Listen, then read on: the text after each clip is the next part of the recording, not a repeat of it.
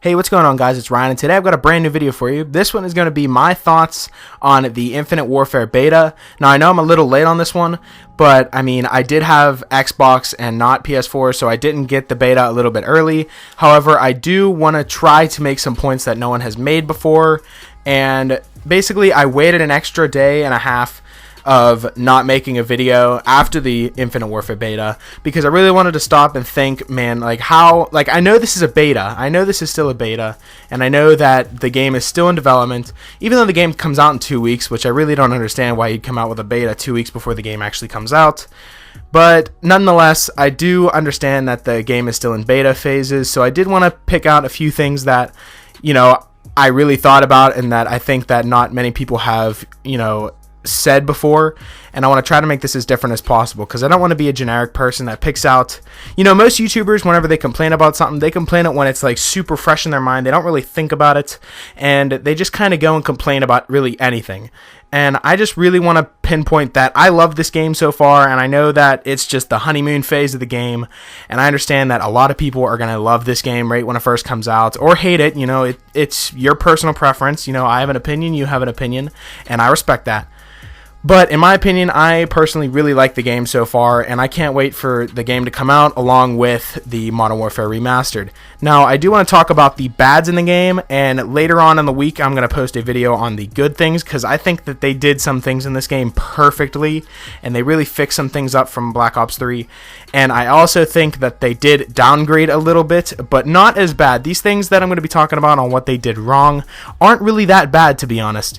And I just want to go over them really quick. So this is 5 things that I think need to be changed in Infinite Warfare.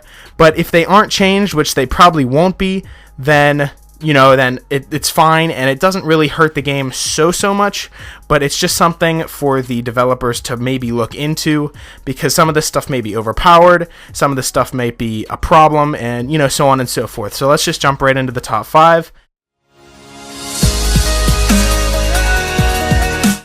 Now, the number 5 spot is, in my opinion, the lag in connection. Now, I know, like I said, that I didn't want to, use some things from other people's videos, and I wanted to think of my own ideas, but this is just pretty much a given. The beta was absolute hellhole. Like, I'm going to be 100% honest with you. The beta was not that great. I loved the beta, by the way. I loved it, but the connection and how long it took, if you guys did watch my live stream, which some of you guys might have caught it, but some of you guys might not have, it's on my channel. But if you do look at it, it takes us a very long time to find games, and it takes us a very long time for us all to connect to each other. And I know that that might be a given because it's a beta, and we can just kind of excuse that for now. But I did want to bring that up because if it is in the final game, they're not going to be doing so well. So that's basically just number 5, a really simple and easy one. Lag and connection just need to be tweaked a little bit. Like I said, I understand that it's the beta, but, all games have connection issues, but this one, for this beta, was way worse than Black Ops 3, and I can't really compare it to Battlefield 1 because they're 2 different types of games, but Battlefield 1's beta was also done really well, and this one didn't go so well. So I'm just going to say that this one was one of the worst betas that they have. Not saying that it wasn't great, but out of all of them that they've had, so Black Ops 3 and this one was the worst out of the 2.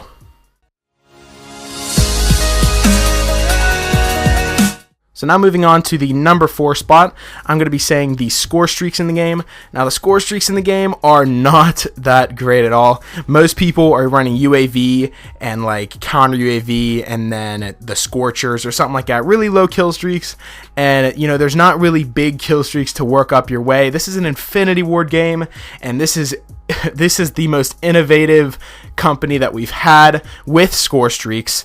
I'm not going to say altogether, but with score streaks, I believe that Infinity Ward is the most innovative when it comes to that, because they introduced a whole bunch of score streaks in MW3 and MW2. It was just 357 before, but then in MW2 they released a whole bunch more, and same with Modern Warfare 3. Now, I did kind of expect some better kill streaks because we do have an Infinity Ward, but I think they just kind of took the easy route, and they just kind of copied and pasted some of the old ones and then added some new features. It seems like a lot of them are just calling missiles down onto the map, and that's pretty much it.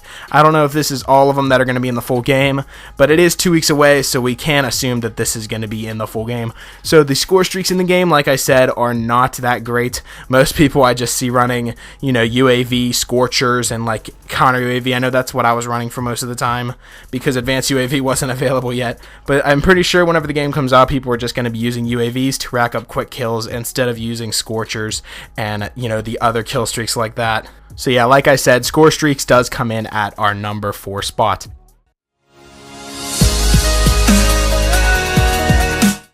Now, coming in at our number 3 spot, I'm going to say the ping on the Warfighter rig. Now, this is absolutely crazy. On the Warfighter rig that you have a pretty overpowered gun that I'm actually not going to talk about because it is a specialist weapon, and specialist weapons you only get once or twice a match depending on how good you do. I believe the most I've gotten it was twice in a match, and it doesn't really last that long. You can die easily with it, so I'm not going to say that the gun is really overpowered because it is overpowered, but it's supposed to be because it's a specialist weapon.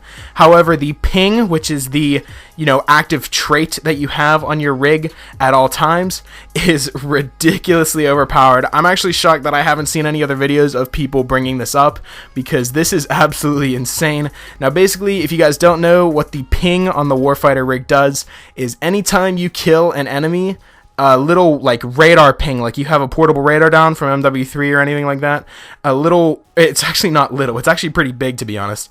A big ping will like pop up on your minimap, and it'll show enemies that are around the enemy that you killed. Now, the reason I think this is super overpowered is because most of the maps that at least we've seen so far, and I think that they're going to keep doing, are small maps, and the small maps, like, the ping is just going to be way too big for the smaller maps, which is pretty much most of them that we've had in the beta were all pretty small maps.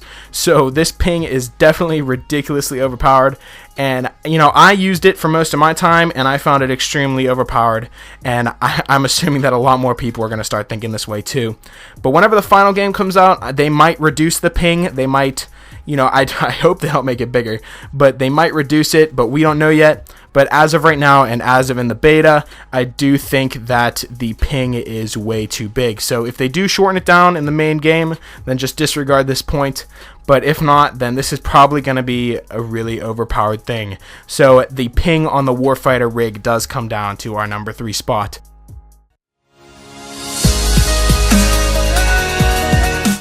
Now, moving on to our number 2 spot, I'm going to be saying that there isn't hard enough team challenges.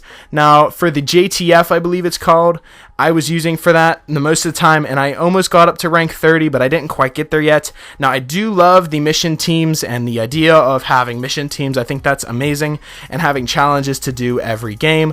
I do really love that aspect, but the challenges, I feel, are more for the casual player and not so much for the hardcore gamer like myself and a lot of other people and a lot of my friends. These challenges are way, way too easy to do. Now, some of them are like get one headshot and then it moves up to like bronze, which I like how it goes bronze, silver, gold, but even the golds aren't even that hard. Getting 5 headshots in one game is not that hard, to be honest. You just have to have some good accuracy, and you can get it within the first round of domination, or most of the challenges that I've had I got within the first round of domination, and then the rest of the game was just kind of mine. I would like to have a little more of a challenging aspect. I'm not sure if the higher teams that you go up, they get harder. I don't know that yet. But as I've seen right now, I've made it all the way up to level 29 on the JTF mission rig, or the mission team, and I haven't seen any spike in difficulty for the challenges. The only one that was kind of hard was the get 7 kills without dying, and even that was pretty easily done, but, compared to all the other ones, that was the hardest one.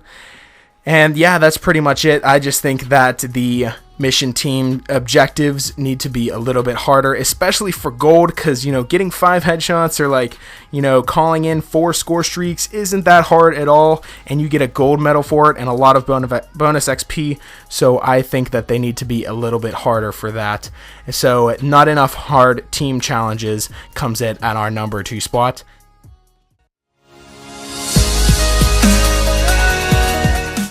Now, coming in at number 1, I'm going to just say it's very inconsistent. This game is extremely inconsistent when it comes to, bullet time and, shooting to kill. It seems like, I don't know if anyone else has like having this issue, but it seems like it's taking me like 400 bullets to kill somebody, but whenever someone's shooting me, I die instantly pretty much.